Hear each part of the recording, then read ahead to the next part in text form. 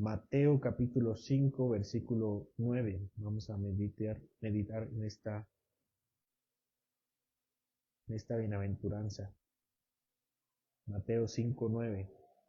Dice, bienaventurados los pacificadores, porque ellos serán llamados hijos de Dios. Hermanos, este es un texto que habla del reino de los cielos, en contraste del reino de los hombres. El reino de los cielos es aquella esfera que no conocemos del Señor y que viene a nuestra vida, mientras que el reino de los hombres es todo lo que vivimos en este plano terrenal. Nosotros conocemos bien el reino de los hombres, los reinos de la tierra, son visibles y palpables, conocemos las virtudes de este reino, pero sobre todo experimentamos sus desgracias. Y cuando esas desgracias nos alcanzan, solemos clamar para que Dios cambie nuestras circunstancias. Sin embargo, estas bienaventuranzas nos enseñan que el reino de Dios no comienza con la mejora del contexto sociopolítico, ni el cambio de gobernantes o las condiciones externas. Comienza en un lugar mucho más profundo y decisivo, en el corazón del hombre. Solo entonces, hermanos, entendemos que el reino de los hombres es conquistado cuando el reino de Dios se infiltra en lo más profundo de nuestra miseria. El verdadero territorio de Dios no toma primero las estructuras visibles, sino toma el alma humana. Cuando el reino entra allí, produce algo que ningún otro sistema puede garantizar, que es gozo verdadero. Por eso nuestro Señor describe 9 dimensiones de la vida en las que su reino avanza silenciosa pero poderosamente en medio del reino del mundo. Y lo hace como corresponde, como un rey. Pronuncia galardones, declara recompensas, otorga el reconocimiento más alto al que un ser humano jamás podrá aspirar, condensado en una sola palabra: bienaventurados. Es decir, verdaderamente felices, profundamente plenos, completamente gozosos. Hermanos, ¿quién de nosotros no anhela eso? ¿No es acaso en el fondo por esa búsqueda de la felicidad que hacemos todo lo que hacemos en este reino de los hombres? Hermanos, los hombres, la gente, busca la felicidad a través de la agresividad. Cree que la felicidad está en imponerse a los demás, en defenderse a sí mismos, en responder con fuerza cuando alguien nos provoca. Pensamos que seremos más felices si nadie se mete con nosotros, si demostramos que no somos débiles, si devolvemos golpe por golpe. Nos convencemos de que la paz es solamente para los ingenuos, que el respeto se gana intimidando y que ceder es perder. Creemos que mientras sepamos defendernos y mantener nuestra posición estaremos bien. Y así aprendemos a vivir, alimentando nuestros resentimientos y respondiendo siempre con hostilidad, justificando un espíritu conflictivo mientras nuestro corazón se acostumbra a una vida sin paz. Por esta razón, el Señor nos enseña que ese gran anhelo del hombre de ser verdaderamente felices no puede ser encontrado en el reino de los hombres a través de la agresividad ni de la guerra, porque el único que puede otorgarlo es Jesús bajo sus propias condiciones. Y esta es la 7ª condición.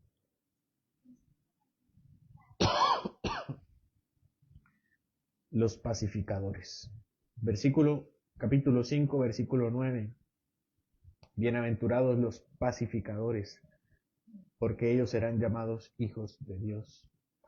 El Señor levanta el gran galardón de la felicidad y ver el que todos los hombres sin excepción buscamos, y nos dice que este premio será otorgado en 7º lugar a los pacificadores.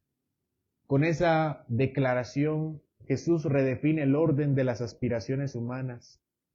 Aquello que el mundo persigue como resultado del conflicto y de la agresividad, el Rey del reino de los cielos lo concede desde otro punto de partida.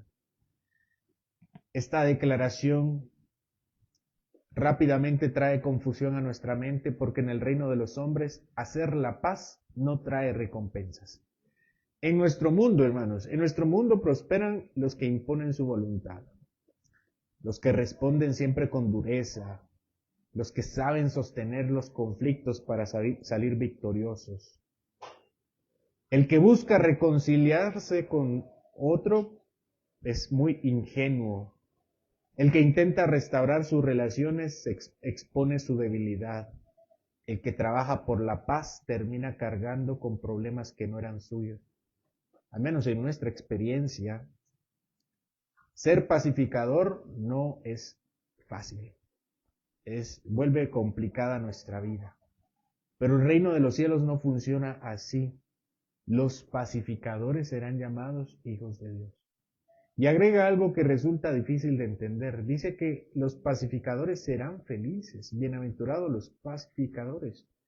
Hermanos, ¿cómo puede asociarse la felicidad con intervenir en conflictos, con buscar reconciliaciones, con renunciar al orgullo para restaurar una relación? ¿No sería más lógico pensar que es feliz aquel que evita meterse en problemas?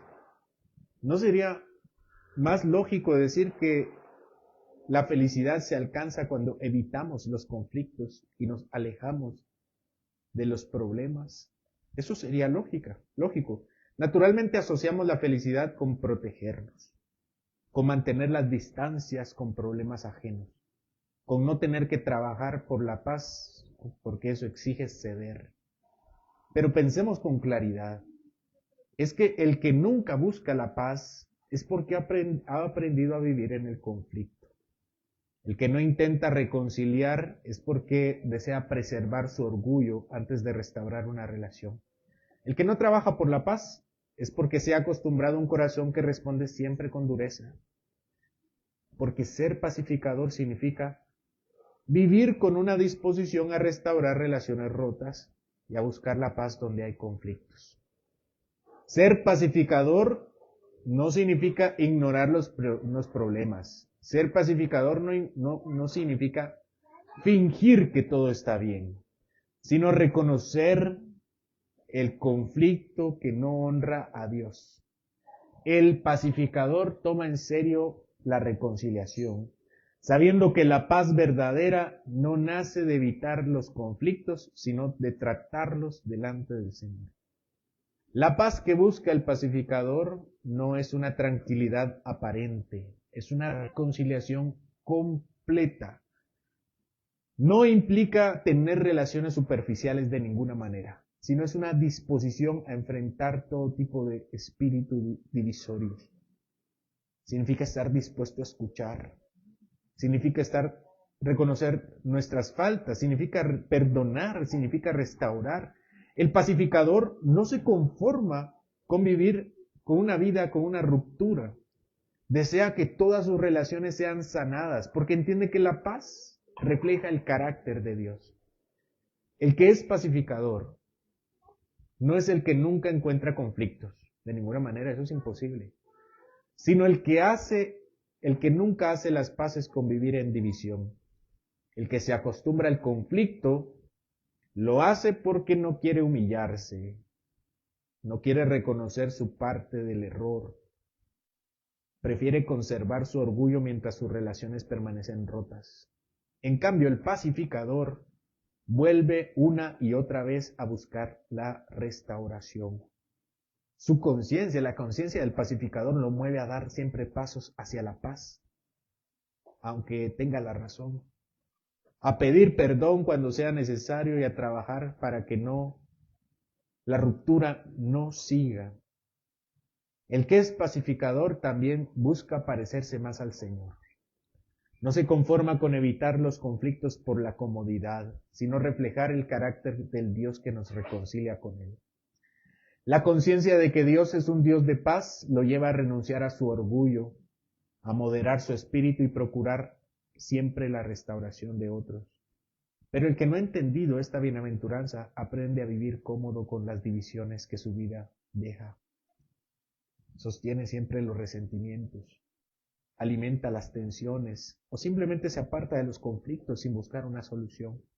Así su corazón se acostumbra a tener distancia de los demás y dejar de trabajar por la paz que Dios ama.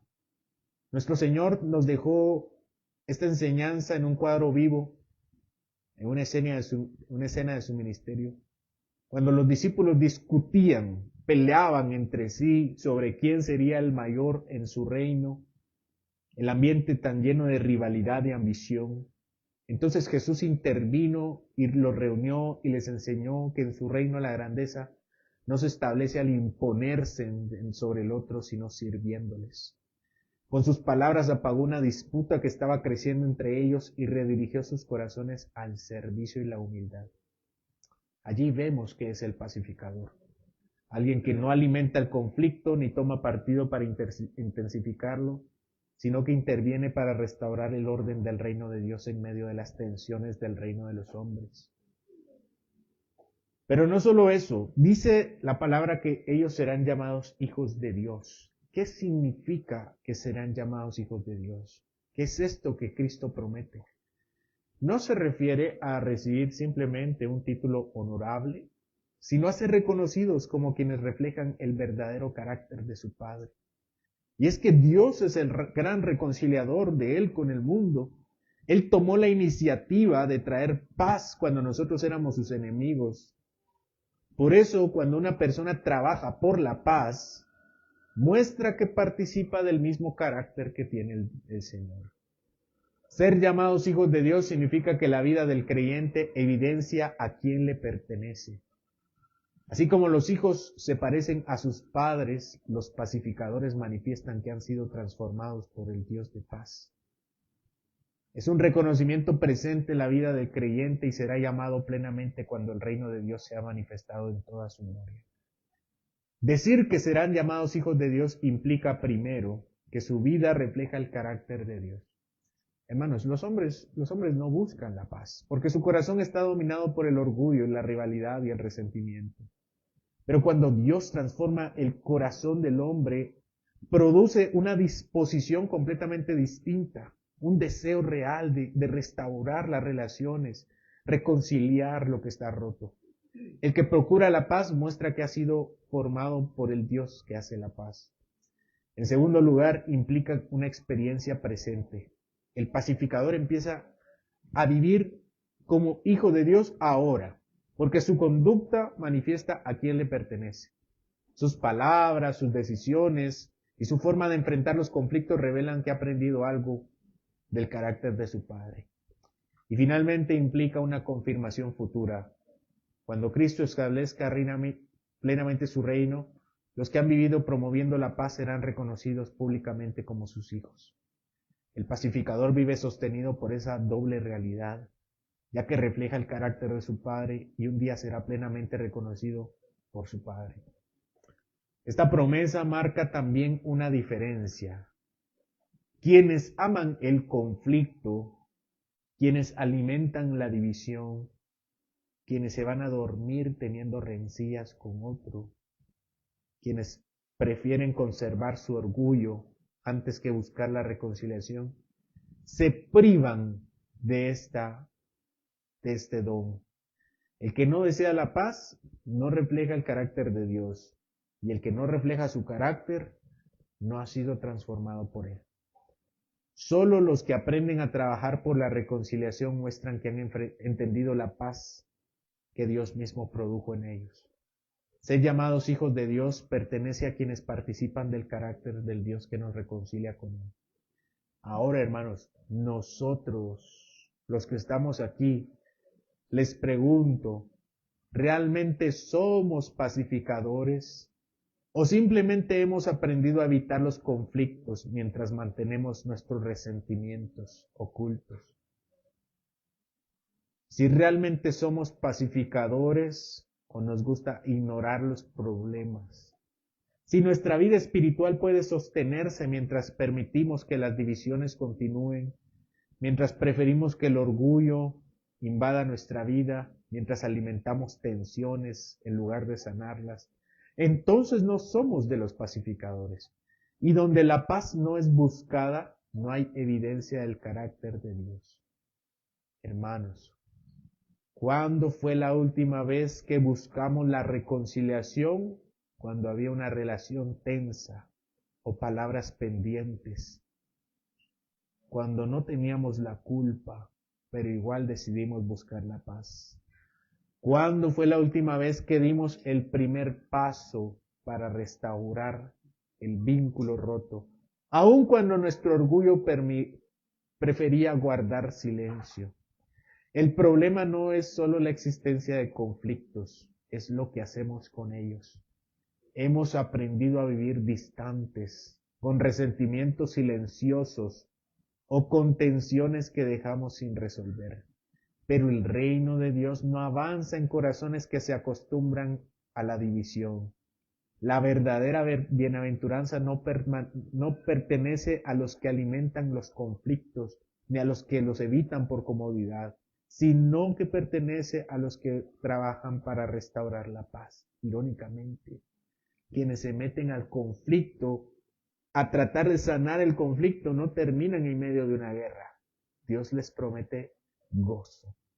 Y esta bienaventuranza también nos conduce a Cristo. Porque si somos llamados pacificadores, es por el gran autor de la paz. Nosotros éramos enemigos de Dios, separados por nuestro pecado, pero Cristo tomó la iniciativa de reconciliarnos con Él. Nosotros teníamos la culpa y Él vino a nosotros y en la cruz cargó con nuestra culpa, derribó la enemistad y abrió el camino para que hubiera paz entre Dios y nosotros.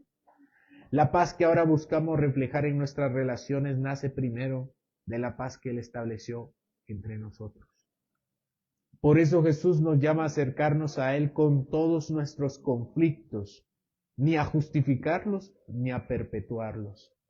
Venimos reconociendo que muchas veces hemos sido orgullosos, duros o lentos para reconciliarnos, pero que en Él hay perdón y transformación.